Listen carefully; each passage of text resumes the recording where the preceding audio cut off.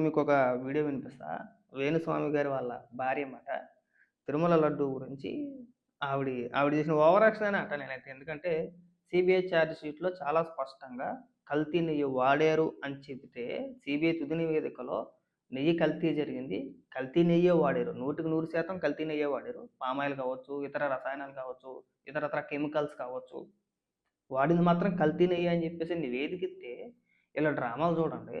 అయ్య బాబోయ్! మీది సోషల్ మీడియానో కొంతమంది ఓవర్ యాక్షన్ చేశారట. జంతువుల కొవ్వని, చేప నూనెని, ఇంకొకటని. ఒకసారి ఏమని మాట్లాడుతున్నారో వినిపిస్తా చూడండి. అబ్బబ్బా! పరమ పవిత్రమైన ఆ తిరుపతి లడ్డు కోసం సోషల్ మీడియాలో ఎంత రచ్చ చేశారు. ప్రజల భక్తుల మనోభావాలని ఎంత హింసించేశారు నిజంగా చెప్పాలంటే. పొలిటీషియన్స్ అని పక్కన పెట్టారు.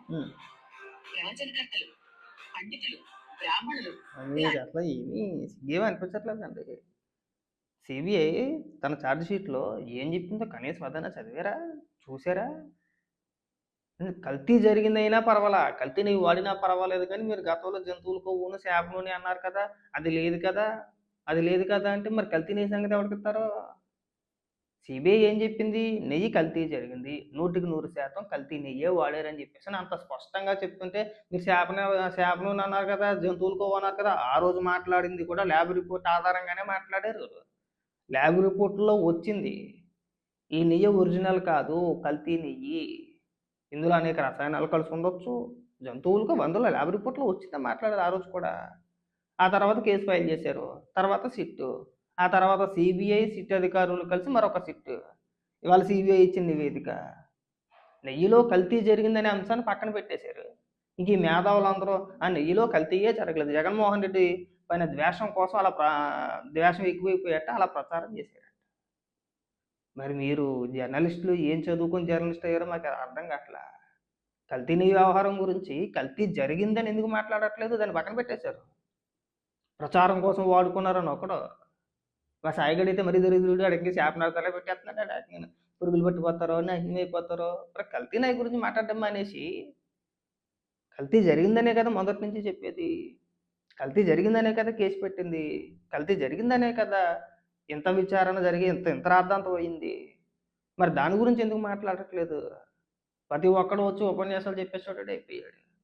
కల్తీ జరిగింది అనే అంశాన్ని పక్కన పెట్టేసి, మీరు ఆ రోజు జంతువులు కొవ్వు అన్నారు కదా, కల్తీ అయితే జరిగింది కదా ఇక్కడ. అంటే కల్తీని మాత్రం వాడేయచ్చా? మరి దాని గురించి జగన్మోహన్ రెడ్డిని ఎవడు అడగట్లేదే. ఆ రోజు ల్యాబ్ రిపోర్ట్ ఆధారంగా మాట్లాడిన మాటలు ఎవడు మాట్లాడినా అలాగే మాట్లాడాడు.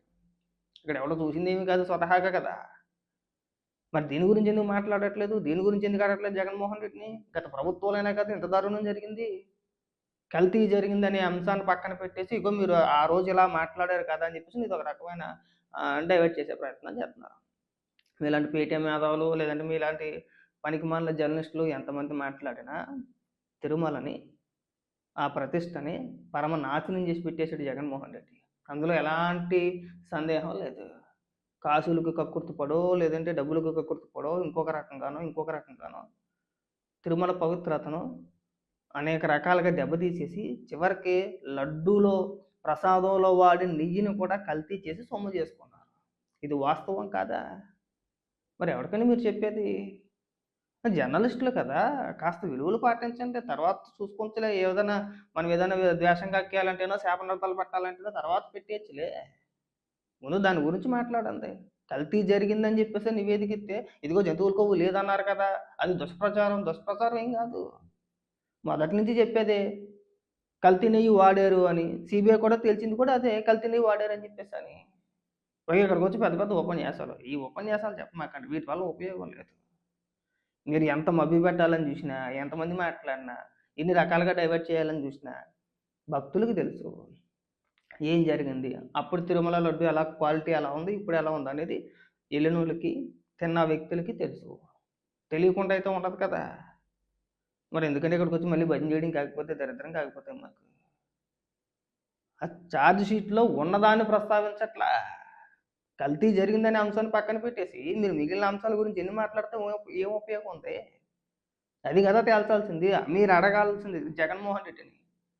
అదేంటే జగన్మోహన్ రెడ్డి నువ్వేదో ఎరగదీసేస్తావని చెప్పేసి అని రాష్ట్ర ప్రజలను నీ కోరిసి నేను ముఖ్యమంత్రిని చేస్తే భక్తుల మనోభావాలతో ఆడుకొని కల్తీనే వాడేవు వాళ్ళ కాంట్రాక్ట్లు ఇచ్చావని చెప్పేసి అని అడగాల్సింది పోయి ఆ జంతువులకో లేదని తెలిసేసింది సిట్టు. సిగ్గు అనిపించట్లా కొంచెం కూడా. మనం మాట్లాడడానికి అసలు ఆ రిపోర్ట్లో ఏముందో అది తెలుసుకొని మాట్లాడాలి. వాట్సాప్లో వచ్చిందో లేదంటే మనకు గ్రూపుల్లో వచ్చింది కదా, లేదంటే మన నెల నెల వాళ్ళకి డబ్బులు ఇస్తున్నారు కదా మన కాళ్ళని చెప్పేసి ఏది పడితే చదివేకూడదు. నేను అన్నట్ల జర్నలిస్ట్ స్థాయి లాంటి వ్యక్తులకి డబ్బులు ఇస్తున్నారని చెప్పేసి అని విజయసాయి రెడ్డి చెప్పాడు. ఇంతకుముందు వైఎస్ఆర్సీపీ పార్టీ సోషల్ మీడియా మొత్తం విజయసాయి రెడ్డి అండర్లోనే ఉండేది. మరి అలాంటి వ్యక్తులు చెప్పినప్పుడు నమ్మరా? మనకు గ్రూపుల్లో రాగానే ఇక్కడ చదివేస్తాడు అంతే, చదివాడు ఒకటి వచ్చిందంటే అంటే వచ్చిన మెసేజ్ నువ్వు చూసి చదవటం ఒకటే వచ్చింది. లాజికల్ గీజికలు ఏం అవసరం లేదు. ఇంకా రిపోర్ట్లో ఏముంది, సిబిఐ ఏం చెప్పింది అవన్నీ పక్కన పెట్టేశారు. కల్తీ జరిగిందనే కదా డెబిట్. ఇప్పుడు దాని గురించి పక్కన పెట్టేసి ఎన్ని ఉపన్యాసాలు చెప్తే ఏం లాభం? కాస్త సిగ్గుపడనమ్మా ఇంకైనా కానీ.